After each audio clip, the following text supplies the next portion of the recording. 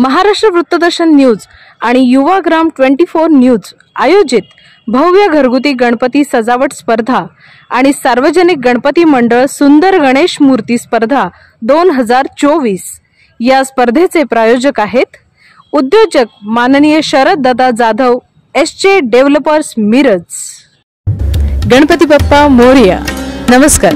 Maharashtra वृत्तदर्शन news आणि Yuvagram 24 news आयोजित सार्वजनिक गणेशोत्सव मंडळ सुंदर मूर्ती स्पर्धेमध्ये मी पूर्वा तुमचं मनापासून स्वागत करते। या स्पर्धेसाठी आपले प्रायोजक आहेत उद्योजक शरद दादा जाधव एसजे डेव्हलपर्स मिरज।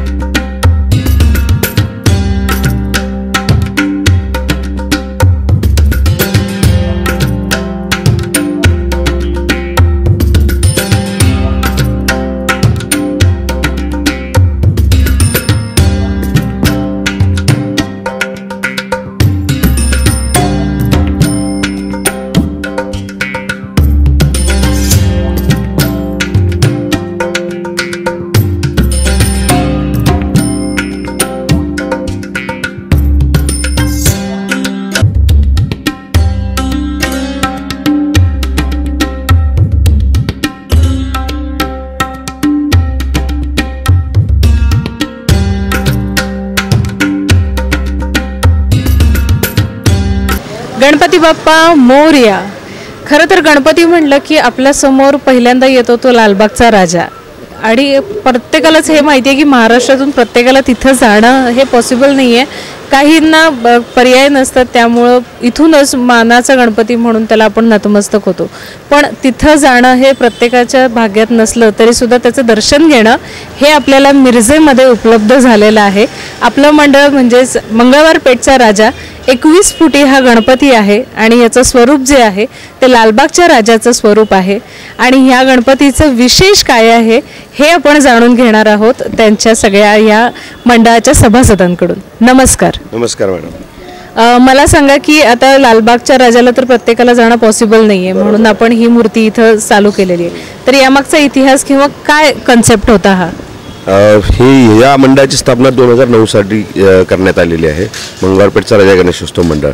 याचा उद्देश आमचा हाच होता की मुंबईला प्रत्येकाला जायला पॉसिबल नाही, काही कामाविरुद्ध कशासाठी, पण त्याची प्रकृती एक आम्ही कशी घडवू शकेन त्यासाठी आम्ही हा छोटासा प्रयत्न केलेला आहे। ह्याच्यामध्ये खासियत हेच ठेवलेलं आहे मी की जे आमच्या मंडळाची जेवढी मुलं आहेत त्यांनी प्रत्येकाने काय करतात, प्रत्येकाने म्हणजे दिवस डिसाईड करून दिलेले आहेत आम्ही, प्रत्येकाने त्याची मनोभावी सेवा करतात इथं। आणि सगळ्यात महत्त्वाचं की भक्तांना पायातला चरण करून नमस्कार करू शकतात भक्त आणि त्याचे रोजचे दागिने, जर दागिने बघितले तर सगळे दागिने ओरिजिनल आहेत। याच्यावर धोतर ओरिजिनल आहे, शाल ओरिजिनल आहे, गदा ओरिजिनल आहे, प्रभाव ओरिजिनल आहे आणि इम्पॉर्टंट म्हणजे की प्रत्येक वेळी आम्ही त्याचं रोजच्या रोज आम्ही दागिने बदलतो, धोतर बदलतो आणि आरास सगळ्यात इम्पॉर्टंट की आरास त्याची, आणि हे सगळ्या आपल्या मंडळातल्या पोरांच्या मेहनतीने केलेलं आहे आम्ही.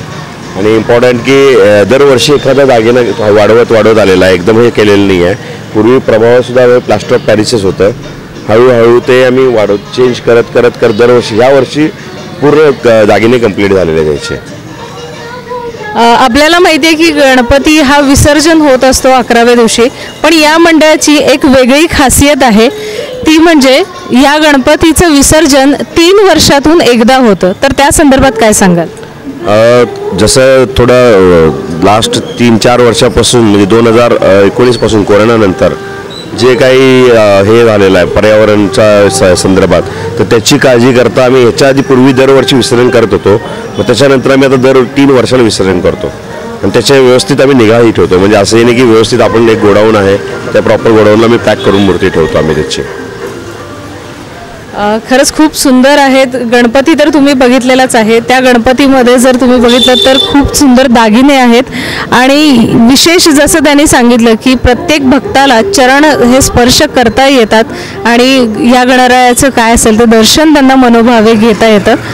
यासोबत जसं त्यांनी सांगितलं की 3 वर्षातून एकदा विसर्जन होतं, पण 3 वर्ष ह्या गणपतीला रंगरंगोटीचं असेल किंवा सगळ्या गोष्टी असेल ह्या सगळ्या होतात. देवाची पूजा हे खूप महत्त्वाचं असतं, तर त्या पद्धतीनं षोडोपचारे पूजा ही दररोज केली जाते.